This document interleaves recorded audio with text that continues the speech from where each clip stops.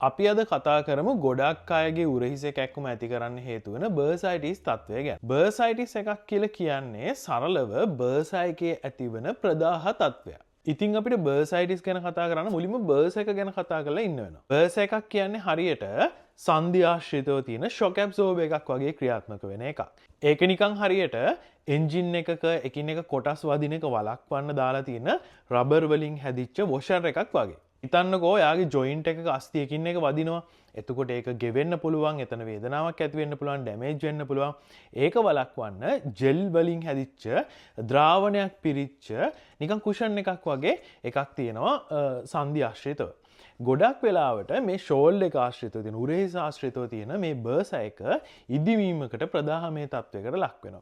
Burst එකෙන් උදව් කරනවා මේ ජොයින්ට් එක හොඳට ස්මූත්ලි මූව් වෙන්න සහ ටෙන්ඩන් එහෙට මෙහෙට යනකොට හොඳ ස්මූත් විදිහට ගෙවෙන්නේ නැතුව කැඩෙන්නේ නැතුව හොඳට ස්මූත්ලි මූව් වෙන්න. ඒ වගේම බර්ස් එක උදව් කරනවා එහෙට මෙහෙට අත මූව් කරද්දී ගෙවෙන එක අඩු කරන්න. ඝර්ෂණය අඩු කිරීම මගින් හොඳ ස්මූත් වේදනාවකින් තොර චලනයක් උරහිසට ඇති කරනවා මේ බර්ස් එකෙන්. හැබැයි මොකක්ම හරි හේතුවක් හින්දා බර්ස් එක ඉදිමුණොත්, ඉන්ෆ්ලේම් වුණොත්, ප්‍රදාහමය තත්වයකට ලක් වුණොත් අන්න ඒ වගේ වෙලාවකදී මේ උරහිස පුරා පැතිරුණු වේදනාවක් නිර්මාණය වෙනවා. අපි ළඟට එන රෝගීන්ට ඒගොල්ලන්ගේ තියෙන කැක්කුම හරියට තැනක් කියලා කියන්න බෑ. මුළු උරහිසෙම කැක්කුමක් තියෙනවා කියලා තමයි මේ බර්සයිටිස් හින්දා කැක්කුම ඇති වෙන රෝගීන් අපිට කියන්නේ. ඒ වගේ වෙලාවකදී අපි අඳුන ගන්න ඕන උරහිසේ කැක්කුම ඇති වෙන්නේ මාංශ පේශියක මොකක් හරි ප්‍රශ්නයක් හින්දාද එහෙම නැත්නම් මේ බර්ස් එකේ ප්‍රශ්නයක් හින්දාද කියලා හරියට නිශ්චිතව අඳුර ගන්න ඕන.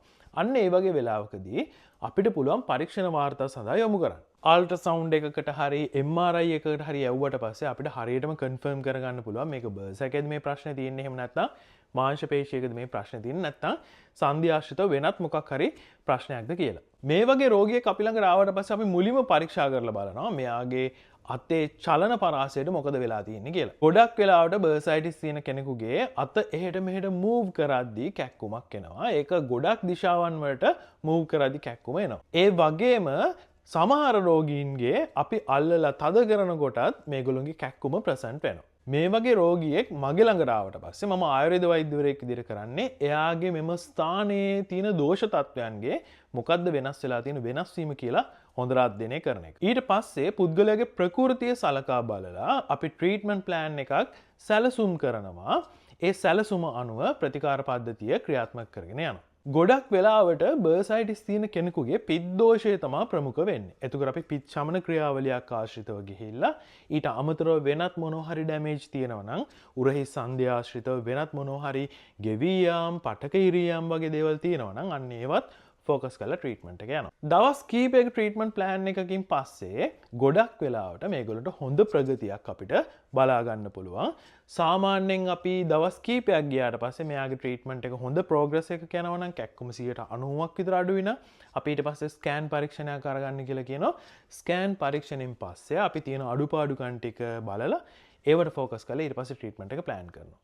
හැම වෙලාවෙදිම ආයුර්වේද වෛද්‍යවරයෙක් විදිහට මම කරන්නේ ඒ රෝගියාගේ අදාළ රෝග ලක්ෂණය ෆෝකස් කරනවට වඩා එයාගේ රෝග ලක්ෂණ ඇති වෙන්න හේතු වෙච්ච රූට් කෝස් එක ෆෝකස් කරලා ට්‍රීට්මන්ට් එක ප්ලෑන් කරන එක.